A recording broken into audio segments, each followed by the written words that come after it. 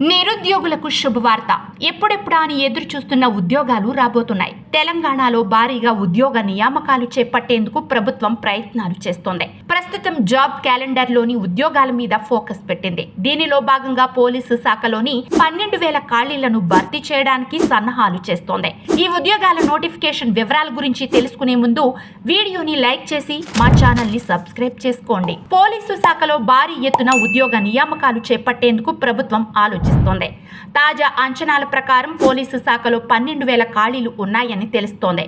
రాష్ట్ర ప్రభుత్వం ఆదేశించిన వెంటనే ప్రతిపాదనలు పంపేందుకు అధికారులు సిద్ధంగా ఉన్నారు. గత సంవత్సరం పోలీసు శాఖలో భారీగా ఉద్యోగ నియామకాలు చేపట్టిన విషయం తెలిసిందే.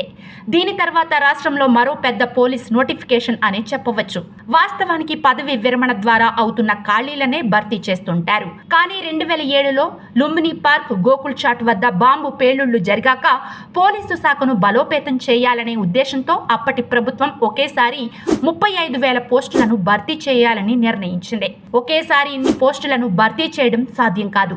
అందుకే దఫదఫాలుగా నియామకం కొనసాగుతోంది. వివిధ కారణాలతో భర్తీ ప్రక్రియ వాయిదా పడుతోంది. కొత్తగా మంజూరైన పోస్టుల చివరి దఫా నియామక ప్రక్రియ 2022 సంవత్సరంతో పూర్తయింది.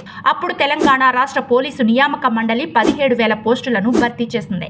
2022లో చేపట్టిన నియామక ప్రక్రియలో ఎంపికై శిక్షణ పూర్తి చేసుకున్న వారికి 2024లో ముఖ్యమంత్రి రేవంత్ రెడ్డి నియామక పత్రాలు అందించారు. ఇప్పుడు మరోసారి భారీ ఎత్తున పోస్టులకు అధికారులు సన్నద్ధమవుతున్నారు. ప్రాథమిక అంచనాల ప్రకారం కానిస్టేబుల్, ఎస్ఐ స్థాయిలో దాదాపు 12,000 వరకు ఖాళీలు ఉంటాయని భావిస్తున్నారు.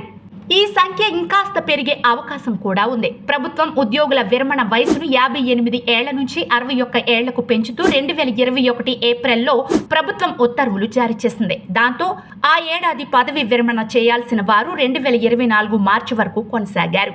2024 ఏప్రిల్ నుంచి మళ్లీ ఉద్యోగ విరమణలు మొదలయ్యాయి. వీటిని భర్తీ చేయాలని ప్రభుత్వం ఆదేశిస్తే వెంటనే నియామక ప్రక్రియ చేపట్టేందుకు అధికారులు సిద్ధంగా ఉన్నారు.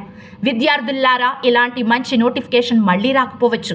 ఈ అవకాశాన్ని అస్సలు మిస్ చేసుకోవద్దు. ఇప్పటి నుంచే ప్రిపరేషన్ మొదలు పెడితే తప్పకుండా జాబ్ సాధించవచ్చు. ఈ ఉద్యోగాలకు ఏం చదవాలి, ఎలా ప్రిపేర్ కావాలో మరో వీడియోలో తెలియజేస్తాము. ఇంకా ఏమైనా సందేహాలు ఉంటే కామెంట్ చేయండి.